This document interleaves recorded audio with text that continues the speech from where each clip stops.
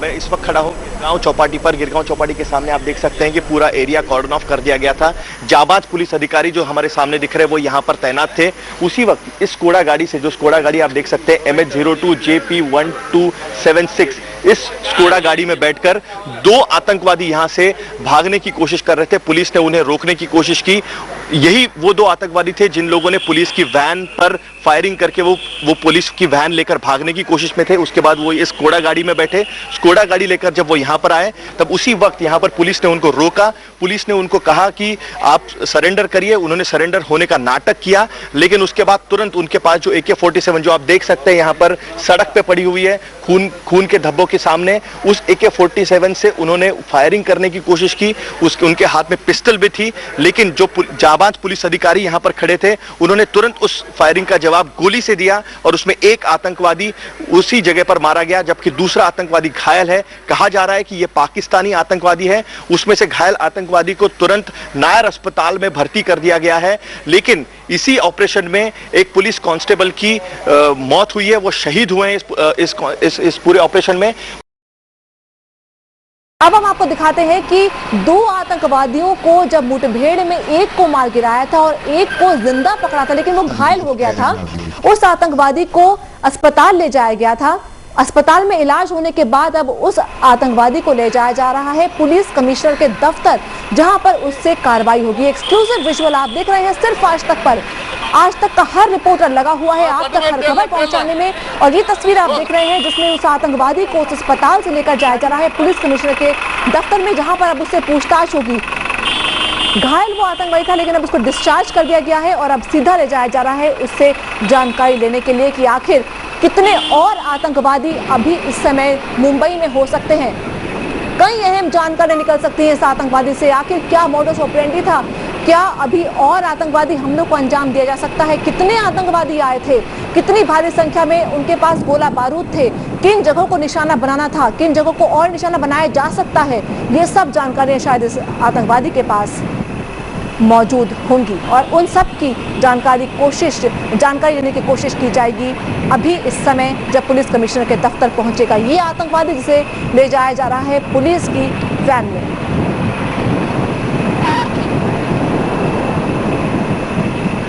जिंदा पकड़ने की कवायद में यही एक कोशिश थी कि जितनी भी इंफॉर्मेशन है कम से कम इस आतंकवादी से निकाली जाए, और अब जब ये डिस्चार्ज हो चुका है ठीक होने के बाद, तब इससे और जानकारी ली जाएगी कि आखिर कौन कौन से ठिकाने थे जहां पर आतंकवादी छिपे होने की अभी उम्मीद की जा सकती है, ताकि उनको जिंदा या मुर्दा पकड़ा जा सके।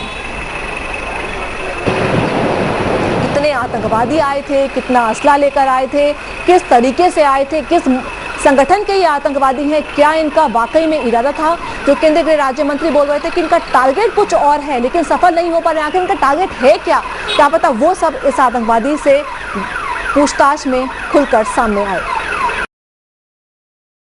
हमारे सहयोगी आदित्य मौजूद है हमारे साथ। जी आदित्य, बताएं। देखिए, इस वक्त जो घायल अवस्था में कल आतंकवादी नायर अस्पताल में भर्ती करवाया गया था, उसे अस्पताल से डिस्चार्ज कर दिया गया है और उसे कमिश्नर ऑफिस लेके जा रहे हैं। कमिश्नर ऑफिस पहुंचा दिया गया है और ये बहुत बड़ी सफलता है मुंबई पुलिस के लिए, क्योंकि जो पूरा देश, पूरी मुंबई कल जिस दिन धमाकों से थर्रा उठी थी, आतंकवाद का जो पूरा तांडव कल रात में मुंबई में हुआ था, उसमें कई अहम खुलासे, कई अहम जानकारियां पुलिस को मिल सकती हैं। पुलिस ने कल बहुत ही सफलतापूर्वक अपने सारे जो मिशन थे उनको अंजाम दिया और आज सुबह से ही कॉर्डन ऑफ किया हुआ था पूरे मुंबई को। मगर इस आतंकवादी का पकड़ा जाना, जिंदा पकड़ा जाना मुंबई पुलिस की एक बहुत बड़ी सफलता है और इससे आगे कई खुलासे, कई जानकारियां मिल सकती हैं। कुछ जानकारी आपको इस बारे में मिल पाई कि जब ये आतंकवादी को पकड़ा गया था, घायल अवस्था में जब ये था, किस तरह के हथियार इसके पास थे, क्या इसकी जेब से, पॉकेट से इससे कुछ मालूम पड़ पाया था कि कुछ जानकारी मिल पाई थी किस संगठन को बिलोंग करता है, क्योंकि जो डेक्कन मुजाहिदीन का नाम संगठन सामने आ रहा है उसके बारे में ज्यादा सुना नहीं है।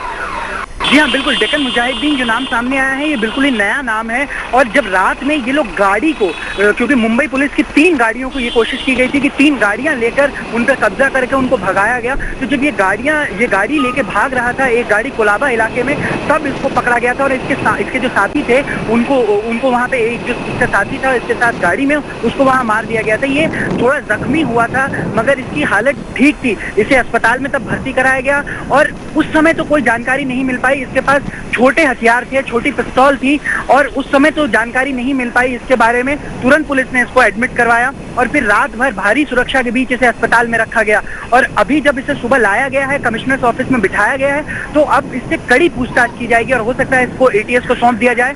और कड़ी पूछताछ के बाद ही ये पता चल पाएगा कि ये कहाँ से, किस मंसूबे से ये लोग आए थे, किस तरीके से इन्होंने प्लान बनाया था। क्योंकि ये देखने में ये पूरा जो अटैक लगता है, पूरी तरीके से प्लान्ड अटैक लगता है। तो किस तरीके से इन्होंने अपने पूरे एक मास्टर प्लान को कुछ ये जानकारी मिल पाई थी कि क्या इस आतंकवादी को गोली लगी थी, घायल हुआ था, तो कैसे घायल हुआ था, कितना घायल हुआ था?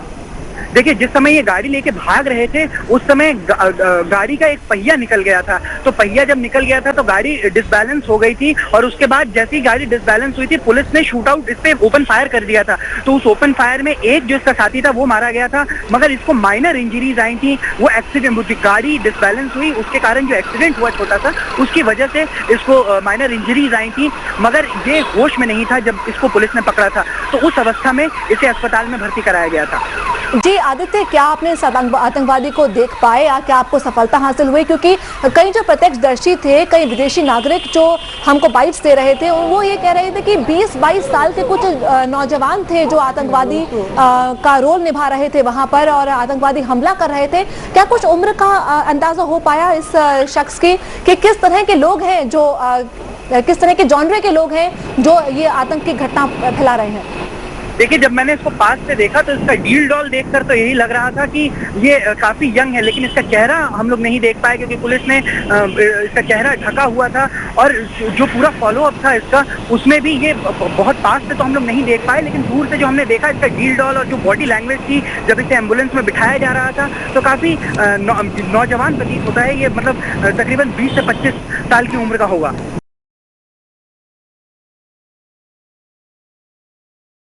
Nikunj Garg, our Internal Security Special Correspondent, joining us as we come back to live pictures from all our 3 locations. Nikunj Garg, what more do you have? What are intelligence sources telling you?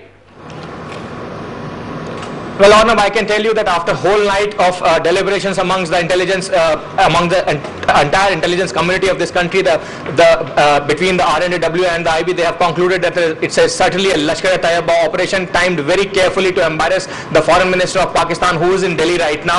The hawkish establishment of Pakistan has struck once again. These 10 people have entered Mumbai from speedboats via using the route from Karachi to Mumbai, the shortest possible route, and it's for the first time it's an infiltration with direct Pakistani involvement.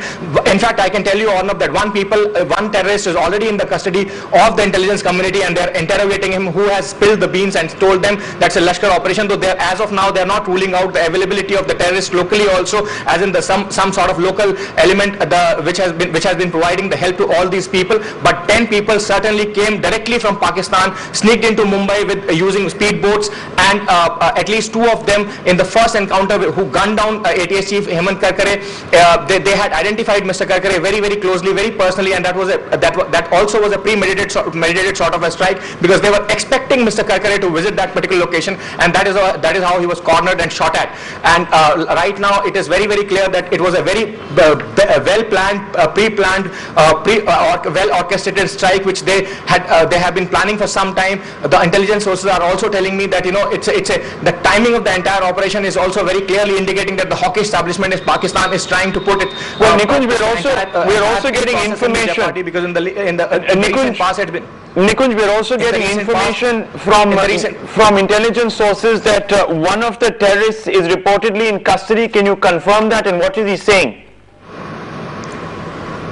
All this information that I am giving you, that there was a Lashkar operation and 10 people sneaked in, is coming from that individual only, who is in the custody, and the joint interrogation is on. They've been talking to that particular individual, though he's badly injured, and there is a limit to which they can talk to him at this particular point of time. But this is the initial information that he has shared with the intelligence operative, who have been talking to him all through the night. And in fact, the Mumbai police also initially, the tap was picked up by the National Security Guards, handed over to Mumbai police. Then the teams of IB and RNW stepped in, and that's how they have come to know that it's certainly a Lashkar operation. And they've also, Arnab, I can confirm it to you, that they've also traced the IP address that was, it's a fake IP address. They have traced it back to Russia, and they are saying that there is no group called Deccan Mujahideen, and this email most certainly is a prank sent simultaneously to divert the attention of the intelligence agency probing the blast. Arnab,